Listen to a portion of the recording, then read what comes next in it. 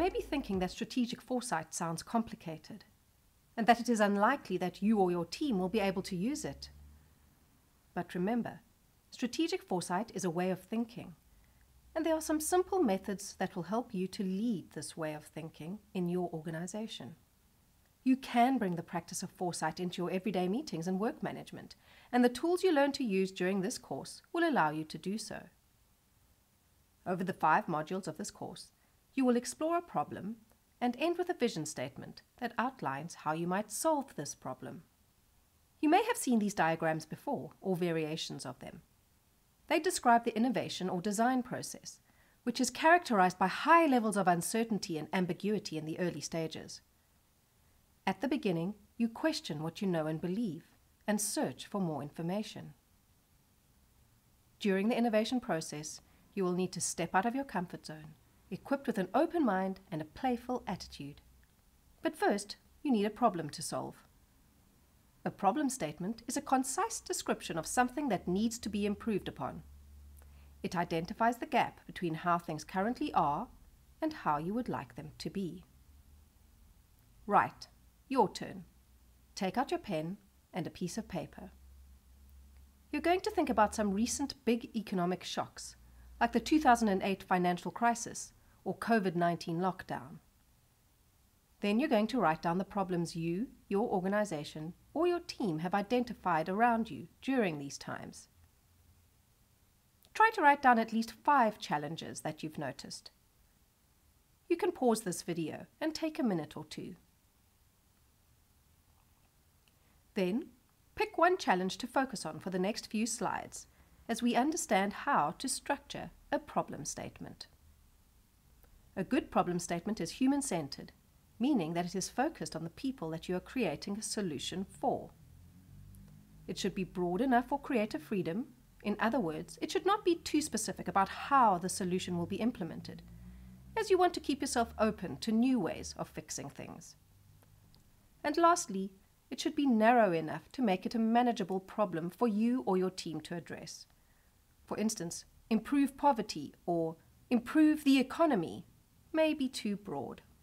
Look at the particular problem you've decided to focus on. We're going to try to explain it in more detail. When you are creating your problem statement, you will need to answer the following questions. What is the problem? Why is it a problem? Where is the problem observed? Who is impacted? When was the problem first observed? How and how often is the problem observed? Think about these questions in relation to the problem you've identified.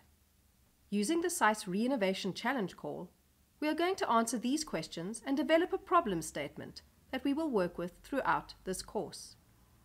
You are welcome to adapt this problem statement to your own context.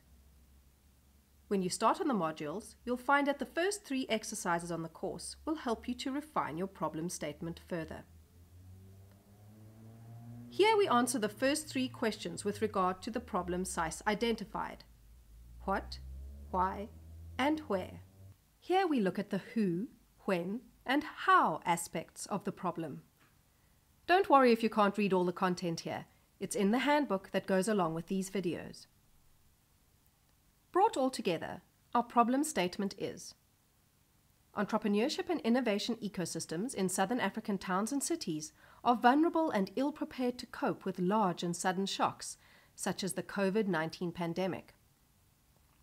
Businesses are not able to continue operating or to adapt operations, and organizations that support entrepreneurs are not innovative in how they adapt and also not often able to continue, resulting in loss of jobs and economic depression.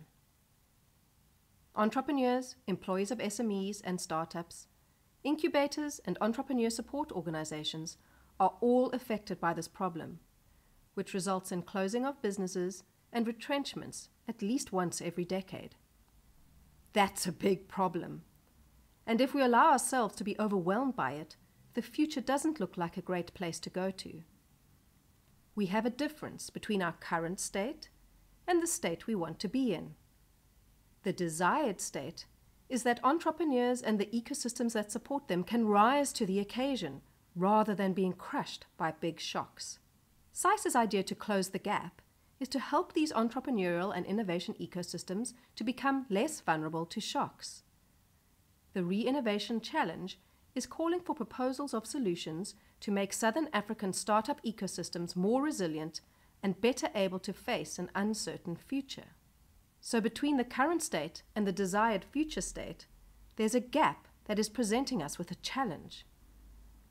A challenge statement describes the gap between the problematic present and the ideal future in a short sentence that helps to focus our thinking about solutions.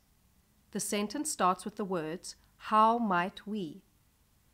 "How might we" is a phrase that suggests that change is possible and invites us to be creative in exploring solutions. We'll start exploring solutions in Module 3. And in Module 4, we'll think about the first steps that we can take to make our ideas a reality in the future. But first, let's make sure we understand our problem. It's time to move on to Module 1.